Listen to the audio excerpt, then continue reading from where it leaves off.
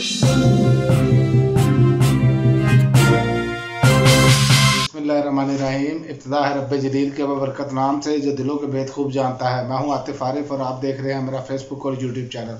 नाज़रीन, आज हम बात करेंगे, एक तो इमरान रियाज खान साहब की बाजियाबी, सहाफ़त का किंग वापस, और दूसरा एक और खुशखबरी है कि इमरान खान के हवाले से जो डयाला जेल में उनको मुंतकिल कहा गया है कि किया जाए।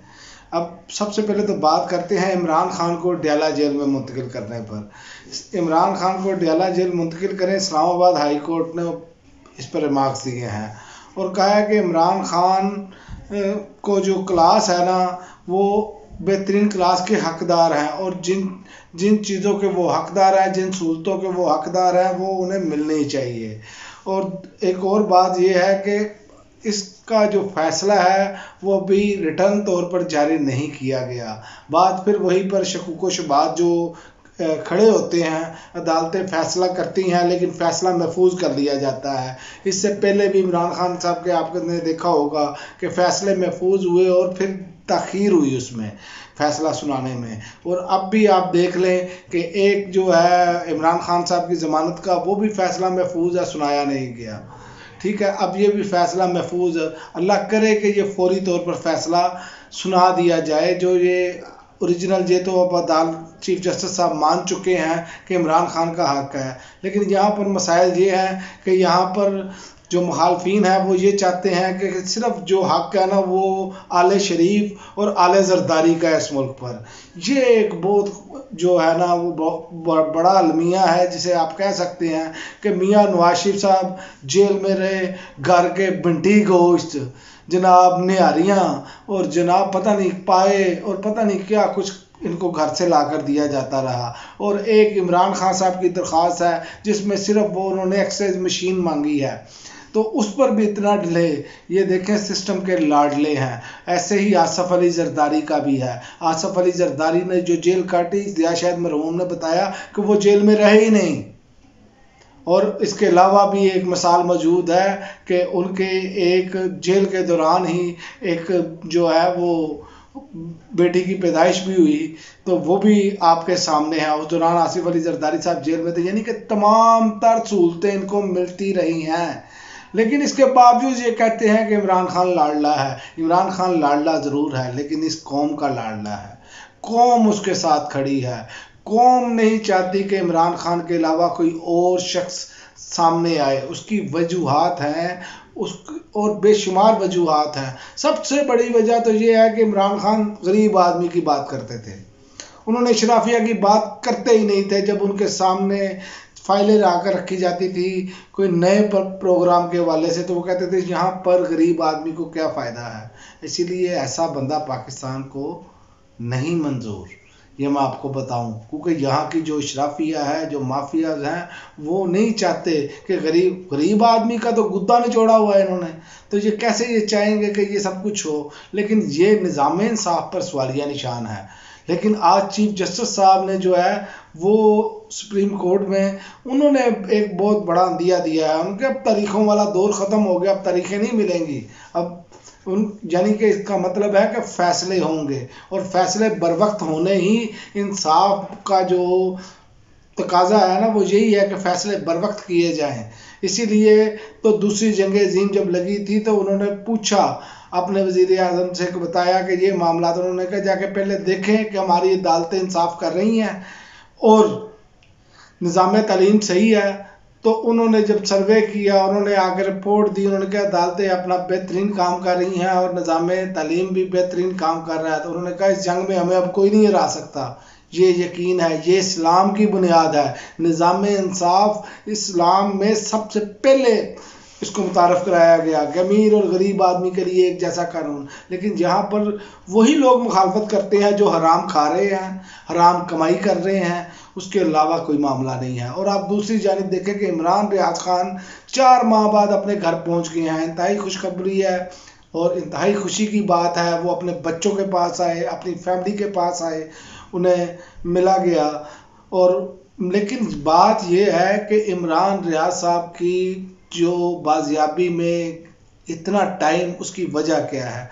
उसकी वजह यह है कि यहाँ पर गैर मौसर निज़ाम है, अदलिया की जो किरदार है कमज़ोर अदलिया है उसमें, और आप देखें कि कानून की हुक्मरानी कोई नहीं है, आइन और कानून पर बेहिस्सी का मुजाहरा किया जाता है। जैसे आप देखें कि अदालतें रिहा करती हैं तो फिर एमपीओ के तहत गिरफ्तार।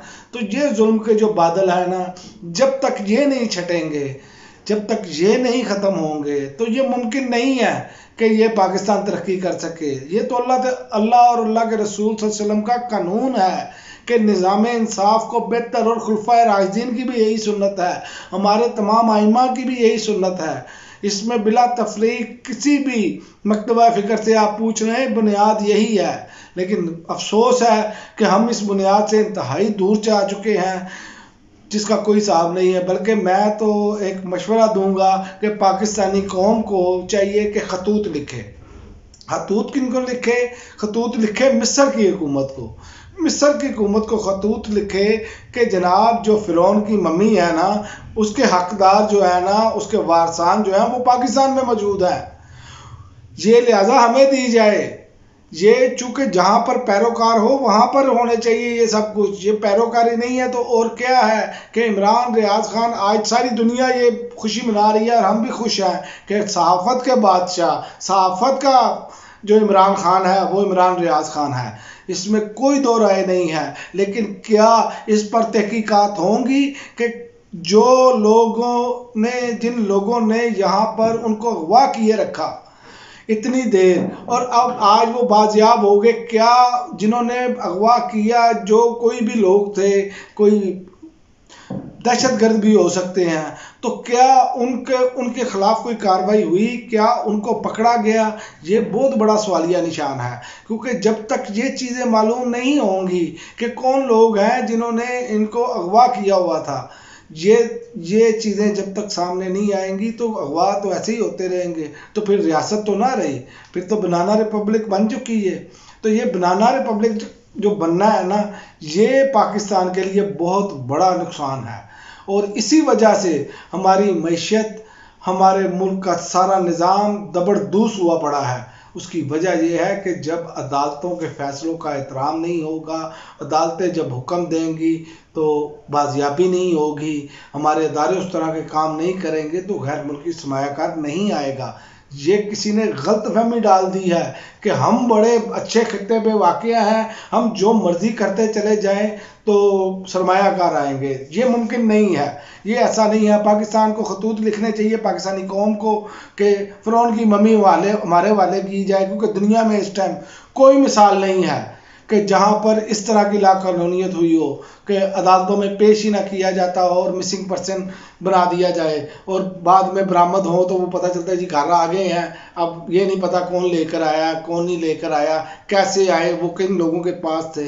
ये चीज़ें नहीं हैं। और दूसरी जानिब आप देखें कि अमरीकी सफ़ीर जो है वो दंदनाता फिर रहा है, हर इमरान खान के मुखालिफ से वो मुलाकात कर रहा है, जिसने तहरीक इंसाफ के वाले से प्रेस कॉन्फ्रेंस कर दी, सारा कुछ कर दिया, उसके तमाम गुनाह धुल गए हैं। ये साबित हो रहा है कि अमेरिका की जो इस्टेब्लिशमेंट है वो इसमें इन्वॉल्व है इमरान खान की हुकूमत गिराने में। लेकिन ये मेरी बात आप लिख कर रख लें कि हुकूमत इमरान खान ने ही बनानी है, ये जो मर्जी कर लें, क्योंकि अवाम, अल्लाह ताला के बाद अवाम की जो ताकत है वही असल ताकत होती है। और रही फवाद चौधरी की मुलाकात करने की बात, तो क्या पिद्दी का शोरबा, क्या कहाँ इमरान खान, कहाँ गंगू तेली और कहाँ राजा भोजन, ये आपके सामने है, कोई मुकाबला नहीं है। जिन लोगों के साथ भी वो जिनको पहचानते नहीं हैं उनका भी आप असर देख लीजिएगा इलेक्शन में क्या होता है, ज़मानतें ज़ब्त हो जाएंगी। और एक और इन्होंने काम किया है, वो ये किया है कि सनम जावेद और दीगर जिनकी ज़मानतें मंजूर हुई हैं उनको फैसले को चैलेंज करने के लिए इन्होंने जो है ना वो अपील दायर करने का फ़ैसला किया है। बात यह है कि ख़वातीन हैं, उनसे आप पूछगिछ कर रहे हैं, पूछगिछ कितने महीने हो गए हैं आपने की है जेल में रख कर, फिर आप ट्रायल शुरू करें, आपके पास सबूत मौजूद है, आप ट्रायल शुरू करें, अदालत के सामने रखें, या उनको सजाएं हो, वरना बेगुनाह आप जेल में तो ना रखें उनको। लेकिन हमारा निज़ाम इंसाफ है। लेकिन अब लग रहा है कि निज़ाम इंसाफ कुछ हरकत में आना शुरू हो गया है। अगर निज़ाम इंसाफ ने ऐसे ही अपने आप को दिखाना शुरू किया और हमारी अदलिया ने, हमारे जजेस ने इसी तरह स्टैंड लेना शुरू किया, जो कि अब इब्तदा होती हुई नज़र आ रही है, तो इससे पाकिस्तान को बहुत फ़ायदा होगा। इस इक़दामात से लोगों का जो मोराल है वो बुलंद होगा और बैरूनी सरमायाकार भी कोशिश करें, देखेंगे आप कि वो पाकिस्तान में सरमायाकारी के लिए आएंगे। और आखिर में मैं आपको बताता चलूँ, मुस्लिम लीग नून ने नैब कवानीन को काला कानून करार दे दिया है। और मलिक अहमद खान साहब जो डिक्की में छुपा कर लेकर जाते रहे मियाँ शहबाज शरीफ साहब को, उन्होंने कहा है कि ये कानून काला है। बात सिर्फ इतनी सी है, आखिर में बताता चलूँ, तमाम इन्होंने कवानीन पास किए, सब कुछ इन्होंने मिली भगत के साथ सब कुछ किया, तो क्या नैब ख़त्म नहीं कर सकते थे? ख़त्म कर लेते। अगर ये नैब ख़त्म हो जाता तो यकीन करें कि ये इन लोगों ने दंदनाते फिरना था। अब तो इनकी फिर दोबारा वो चूँकि बहाल हो चुका है, अब जब तक फुल कोर्ट का फैसला नहीं आता तो इनकी तो जान शिकंजे में है। इसलिए ये पूरी कोशिश करेंगे कि चूँकि नेल्सन गोपाल मंडेला साहब आ रहे हैं, उनके आने से पहले पहले ये कानून फारिग हो चुका हो, तो उससे ये है कि वो आएँ और आकर जनाब अपना इस्तकबाल रिसीव करने के बाद जो सरकारी मुलाजम इन्होंने पैसे देकर और जो कुछ ज़बरदस्ती लाने हैं, क्योंकि निगरान हुकूमत में इनके लोग मौजूद हैं, तो वो जाए अपना प्राइवेट महल में और कहें कि जनाब अब इनकलाब आ रहा है। और मुझे ये हैरत होती है जो लोग ये कह रहे हैं कि वो शख्स इनकलाब लेने आ रहा है, इनकलाब ला रहा है जो 4 साल में लंदन में बैठा रहा। इस मुल्क की हालत क्या हो गई जो करके गए थे, मैंने वो भी बताया कि जब मुस्लिम लीग नून की हुकूमत गई 19 अरब डॉलर का करंट अकाउंट खसारा था, तो आप बता लें कि कितना ज़बरदस्त इनका काम था। ये कुछ नहीं है, ये सिर्फ अवाम को एक बयानिया बनाकर दिखाने की कोशिश की जा रही है, जिसमें ये नाकाम हो रहे हैं। और ये नाकामी इनकी मुस्तकिल तौर पर जारी रहेगी, क्योंकि अवाम अब इनके चेहरे पहचान चुके हैं। अब तक के लिए नाज़रीन इतना ही, इजाज़त दीजिए। अल्लाह।